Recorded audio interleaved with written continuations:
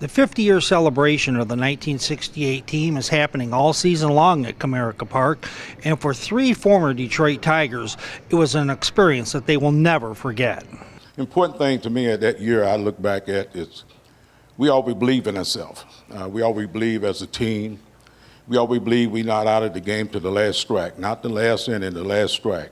And we did some amazing things thinking and believing like that. We got beat, but we know how we got beat.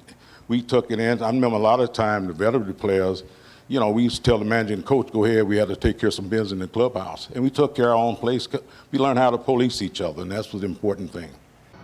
One of the things that inspired the 68 Tigers was their disappointing loss during the 67 season.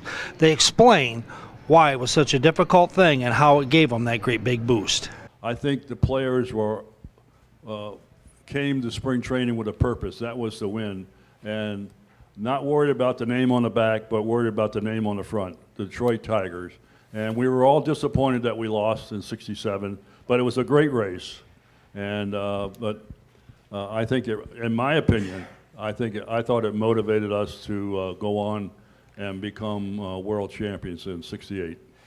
Kaline notes that there were so many contributors to that team, and he mentions a few of them. One of my favorites all time, of course, I mentioned Bill Freehand, but Dick McAuliffe, in my opinion, was a guy that played really hard all the time, and he was a great competitor. He was called Mad Dog, and he would get in a skirmish every once in a while, and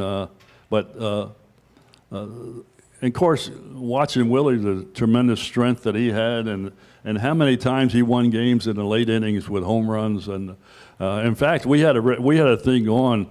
Oh, it's the seventh inning now. It's time for Willie to get started. Longtime Detroit news writer Lynn Henning tells about the legacy of the 1968 Tigers.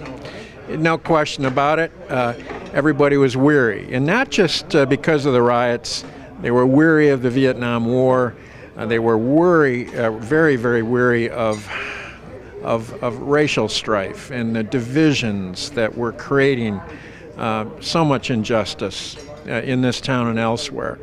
We needed something to feel good about, something that would really bind us together, something that could give us a chance to high-five one another all the time. And the 68 Tigers did that.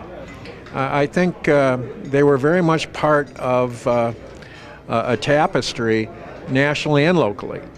And for that reason, again, they have an enchanting nature to them that is different from other teams. The 1968 Detroit Tigers are still remembered today as one of the great teams in Detroit history.